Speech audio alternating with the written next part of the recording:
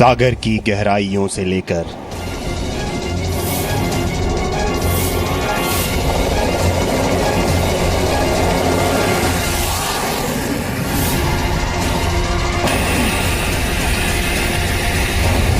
आसमान की ऊंचाइयों तक,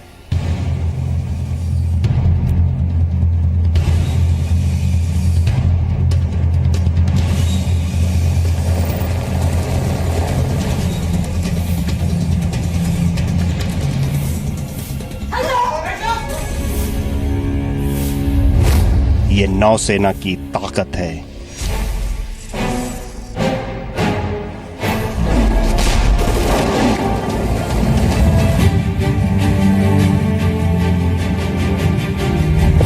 ये नौसेना की फितरत है।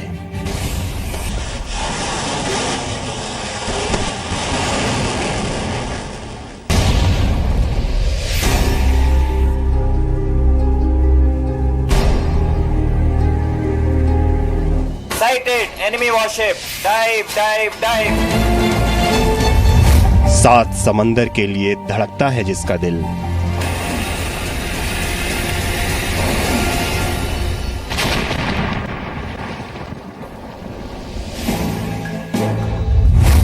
समुद्र में फैली है बाहें,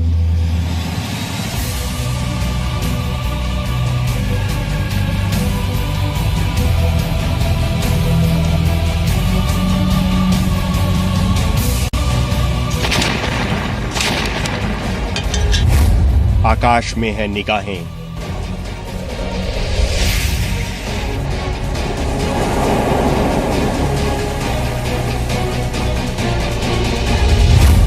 घूर कर देख ले तो तबाही ही तबाही।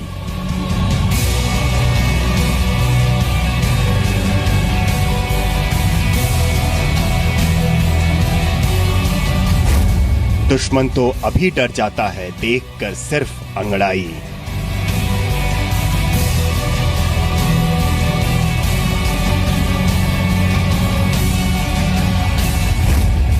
तूफानी लहरों पर राज करते हैं जिसके जवान,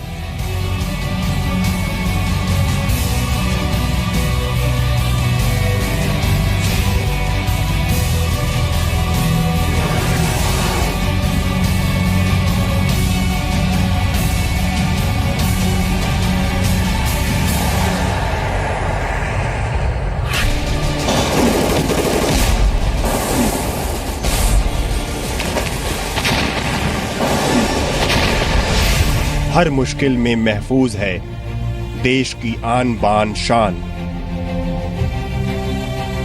युद्ध में आज हम दिखा रहे हैं भारतीय नौसेना की वो ताकत जिसे दुनिया कहती है समंदर के सफेद बाघ।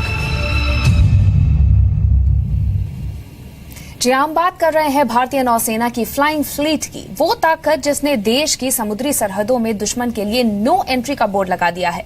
नेवल एविएशन के मोर्चे पर अब भारत का दायरा अफ्रीका से लेकर उस इलाके तक हो गया है जिसे चीन अपना आंगन मानता है।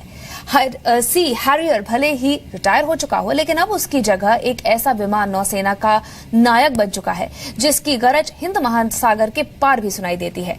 आइए आपको दिखाते हैं भारतीय नौसेना को देखकर दुश्मन की रगों में बहने वाला खून आखिर पानी क्यों बन जाता है।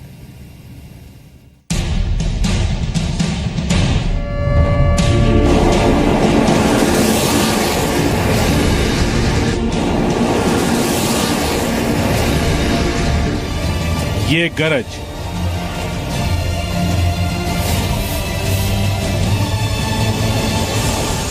ये धमक,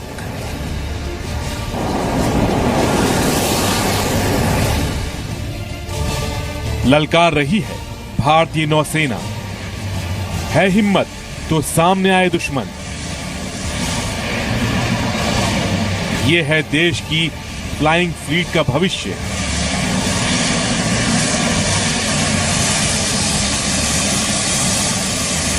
अब दिखाते हैं इस विमान का एयरबेस, आईएनएस विक्रमादित्य। जब आईएनएस विक्रमादित्य के डेक से MiG-29K टेक ऑफ करता है तो पूरे समुद्र में एक सिरहन से उड़ जाती है। विक्रमादित्य में रैंप है 14 डिग्री का, तो उससे मिग 29K एक छोटी सी फ्लाइट डेक से उड़ जाता है। बहुत एक्सपीरियंस चाहिए। हमारे पायलट्स ने अमेरिकन कैरियर पे ट्रेन किया है, हमारे पायलट्स ने एयरफोर्स के मिग 29 पे ट्रेन किया है। मिग 29K सी हैरियर के बाद अब इसी विमान ने नौसेना की व्हाइट टाइगर्स स्क्वाड्रन की जगह ली है। हर मायने में ये लड़ाकू विमान सी हैरियर के मुकाबले 2 गुनी ताकत रखता है।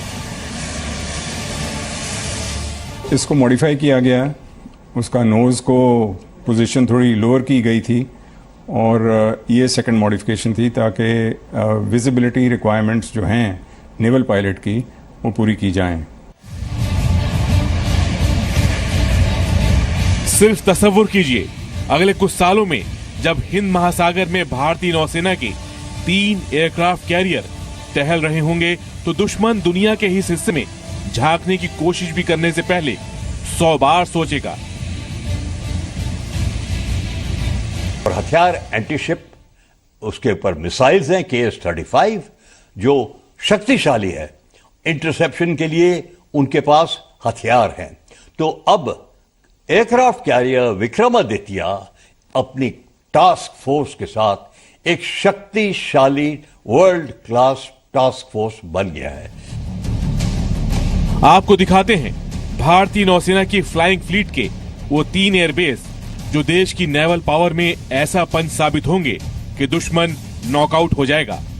पहला INS विक्रमादित्य, दूसरा INS विक्रांत और तीसरा INS विशाल, जिस पर अभी काम जारी है। इन तीनों एयरक्राफ्ट कैरियर्स की हवाई ताकत होंगे सफेद बाग यानी मिग 29K। जो अभी हमारी सी बोर्न एयर कैपेबिलिटी है वो मेरी समझ में कई गुना बढ़ चुकी है। एयरक्राफ्ट बड़े हैं, उनका रेंज ज़्यादा है, उनकी आर्ममेंट कैरिंग कैपेसिटी ज़्यादा है और जो हमारा एयरक्राफ्ट कैरियर भी है ये ज़्यादा दिन बाहर रह सकता है।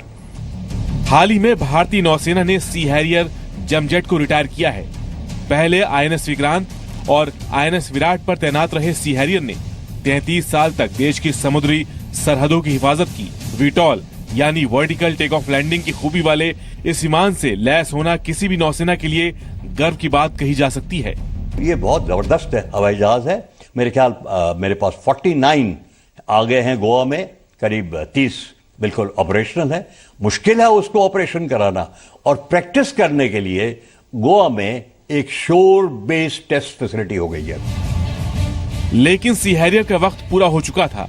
33 शानदार साल भारतीय नौसेना में रहने के साथ इसने नेवल एविएशन को वो गहराई दी जिसको हासिल करने में चीन जैसे देश को लंबा वक्त लगेगा। लेकिन क्योंकि ये भी एक मशीन है और उसकी भी एक जिंदगी होती है जो वक्त पर खत्म हो जाती है।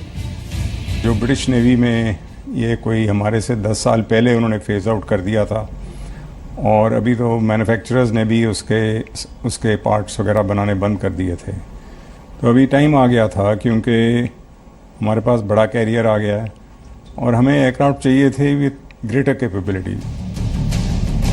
जैसा कि हमने बताया कि भारतीय नौसेना बुलंदी की तरफ बढ़ रही है। अगले कुछ सालों में नौसेना किसी भी सुपर पावर के बराबर का दर्जा हासिल कर लेगी। फिलहाल जो ताकत भारतीय नौसेना को सबसे ज्यादा ऊर्जा दे रही है वो है स्वदेशी टेक्नोलॉजी। मिग 29K, के होता है रशियन में कोराबल, जहाज के लिए मिग 29, वही मिग 29 को हल्का कर दिया कॉम्पोजिट्स के साथ। उसमें इंजन ज्यादा तगड़ी RD लगाई और उसमें हथियार लगा दिए और कैटapult और उसका अंडर कैरेज तगड़ा कर दिया। भारतीय नौसेना में देश बने ऐसे युद्धपोत शामिल होने हैं जिनकी तुलना अमेरिका या फिर किसी भी पश्चिमी जंगी जहाज से की जा सकती है। नौसेना की पहुंच बढ़ रही है। आज अफ्रीका से लेकर दक्षिणी चीन सागर तक भारतीय नौसेना का दबदबा नजर आ रहा है। हैरियर के साथ, सी हैरियर के साथ, तो ये इसकी गति दुगनी है, इसकी वेपन कैरिंग कैपेबिलिटी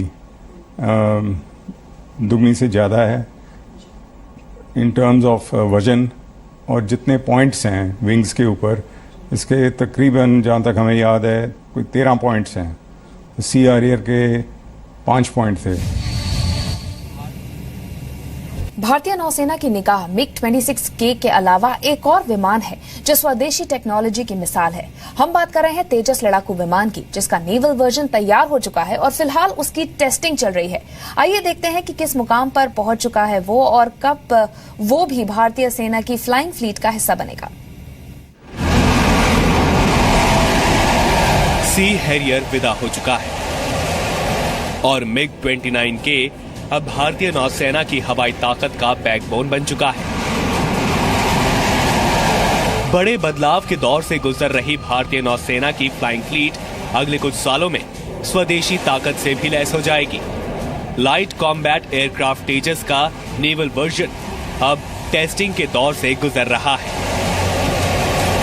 भविष्य में भारत के INS विक्रांत और INS विशाल जैसे एयरक्राफ्ट कैरियर तेजस विमान से लैस होंगे, यानी 100% स्वदेशी विमान वाहक पोत और साथ में स्वदेशी लड़ाकू विमान भी।